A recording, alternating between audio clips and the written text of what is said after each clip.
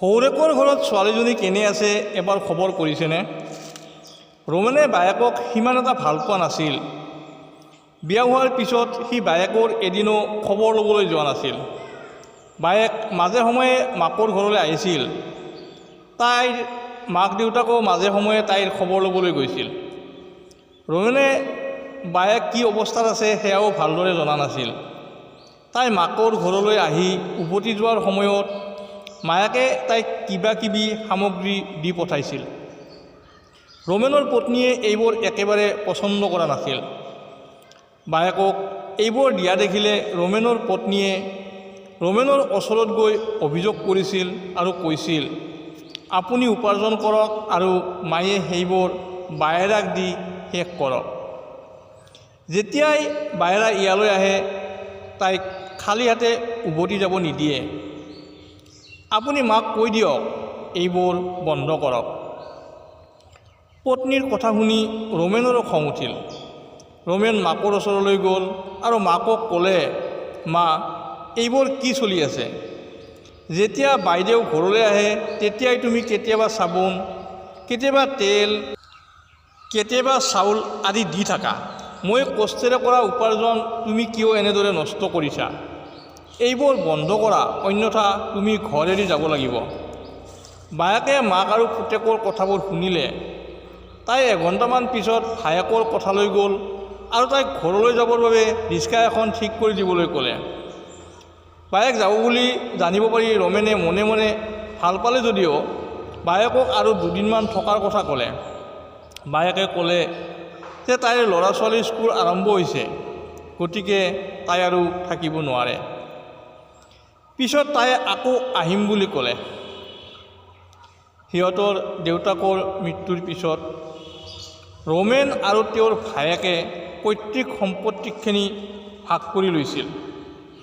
ৰোমেনৰ ককায়েকে নিজৰ ভাগৰ সম্পত্তিখিনি বিক্ৰী কৰি চহৰলৈ গুচি যায়। সিহঁতে পৈতৃক সম্পত্তিৰ ভাগ বায়েকক অলপো নিদিলে। মায়াকে তাইকো সম্পত্তিৰ ভাগ দিয়াৰ কথা কৈছিল যদিও কোনেও মাকৰ কথা নুশুনিলে। সময় সলনি হ'ল। ৰোমেনৰ ককায়েকৰ ব্যৱসায় বৰবাদ হ'ল। শেষত তেওঁ এদিন হাজিৰা কৰি পেট পালিবলগীয়া হ'ল। ৰোমেনৰ অৱস্থাও খুব বেয়া হ'ল।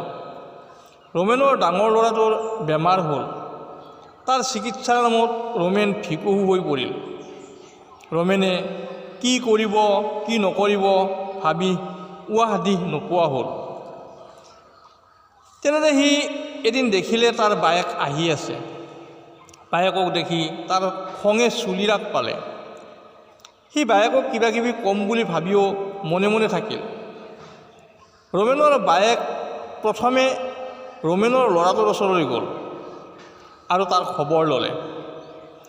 তাৰ পিছত তাই ৰোমেনৰ ওচৰলৈ আহিল। ৰোমেনৰ ওচৰলৈ আহি তাই তাৰ মূৰত হাত বুলাই ক'লে, তই মোৰ ভাই, তোৰ দুখ মই বুজি পাওঁ। তোক মই কোলাত লৈ খেলিছিলোঁ। আজি তই তোৰ দুখৰ কথা মোক ক'বলৈ বেয়া পাওঁ। তই লাজ কৰিব নালাগে। মোৰ এই সোণৰ গহনাখিনি ল। এইখিনি বিক্ৰী কৰি ল'ৰাটোৰ চিকিৎসাখিনি ভালদৰে কৰ। ঘৰৰ প্ৰয়োজনীয় ৰেচনখিনিও আনি ল। তোৰ দাঢ়ি চুলিখিনিও বনাই ল। যিমান নহ'লেও মই তোৰ বাইদেউ। তই মোক খবৰ নিদিলেও মই তোৰ সকলো খবৰ ৰাখোঁ। কিন্তু মোৰ শপত, মই তোক এই সোণৰ গহনাখিনি দিয়া বুলি তই কাকো নকবি। কিবা প্ৰয়োজন হ'লে মোক খবৰ দিবি। মই এতিয়া যাওঁ। ৰোমেনে বায়েকৰ মুখলৈ লাগি চাই ৰ'ল। সি বায়েকক ক'ব খুজিছিল, বাইদেউ, তই আজি থাকিব নোৱাৰনে? কিন্তু তাৰ আজি তেনেকৈ কোৱাৰ সাহস নহ'ল। সি লক্ষ্য কৰিলে বায়েকৰ শৰীৰত সেই একেখিনি মলিয়ন কাপোৰ, ভৰিত পিন্ধা চেণ্ডেলযোৰো উৱলি যোৱা। সি আজি প্ৰথমবাৰৰ বাবে বায়েকক তেনেদৰে লক্ষ্য কৰিছে। বায়েক গ'লগৈ। সি প্ৰথমবাৰৰ বাবে বায়েকক পদূলিমুখলৈ আগবঢ়াই থ'বলৈ আহিছিল। বায়েকৰ বিদায় আজি তাৰ বাবে অসহনীয় হৈ পৰিল। বায়েক যোৱাৰ পিছত সি চিঞৰি চিঞৰি কান্দিলে, যেন আজিহে সি বায়েকক বিয়া দি চিৰদিনৰ বাবে ঘৰৰ পৰা উলিয়াই দিছে। সি প্ৰথমবাৰৰ বাবে উপলব্ধি কৰিলে ছোৱালীসকলক ঘৰৰ পৰা উলিয়াই দিয়াৰ পিছত সিহঁতৰ মনৰ অৱস্থা কেনেকুৱা হ'ব পাৰে। সিহঁতৰ মনৰ অৱস্থা বুজিবলৈ আমি কিয় চেষ্টা নকৰোঁ? বন্ধু বান্ধৱীসকল, আপোনাৰ ভনীজনী শহুৰৰ ঘৰত সুখত আছে নে দুখত আছে, তেওঁৰ কাষত বহি এবাৰ খবৰ কৰিবচোন। প্ৰিয় শ্ৰোতা দৰ্শক, যিসকলে চেনেলটো ছাবস্ক্ৰাইব কৰা নাই, ছাবস্ক্ৰাইব কৰিব। ধন্যবাদ।